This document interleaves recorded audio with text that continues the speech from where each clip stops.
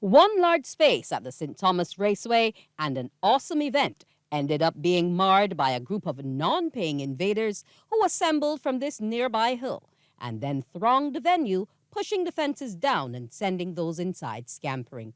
Paul Johnson of PEL, the producers of the event, told CBC it was unbelievable, especially given that patrons were having a great time. The production was going well. We started the show with fireworks as usual, and then the main acts started to come one after the other, and it was really fantastic, and everyone was having a great time. It was a really super vibe, and the place was full. We had thousands of patrons there, all enjoying themselves. We were throwing around powder and paint, and we had foam going. And it was such a wonderful, wonderful party. And then all of a sudden we saw a group of people, young people it seemed to be mostly, gathering in the nearby hill. This is what that gathering led to, the scaling and pushing down of fences. Mr. Johnson said about 300 people entered, but they continued the party. A fire is what led to police shutting it down. A blaze started in the caravan of a food vendor. While the fire service extinguished it, the man was burnt on both arms and elbows. There was also the stabbing of a police officer attending as a patron. CBC News understands he defended a young woman in his company who was surrounded by a group of men. He underwent surgery and is reported to be stable.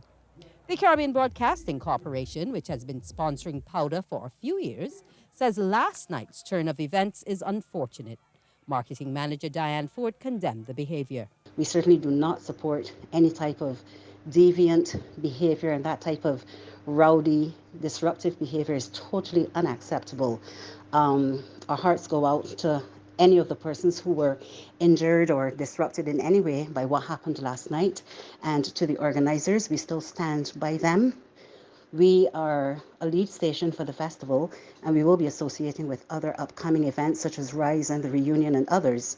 So we certainly would hope that we don't see a repeat of this, and that everyone will do what they can to ensure security is even greater. Minister of State in the Office of the Attorney General says it is unfortunate that there is this element of lawlessness in the society. But one of the things I want to underscore, I want to put it in bold and I want to circle it in red, is that when you look at the videos that are circulating in relation to that incident, on the face of those persons, a lot of them look like they're in the 20s and 30s. Now, my program is about 7 months old.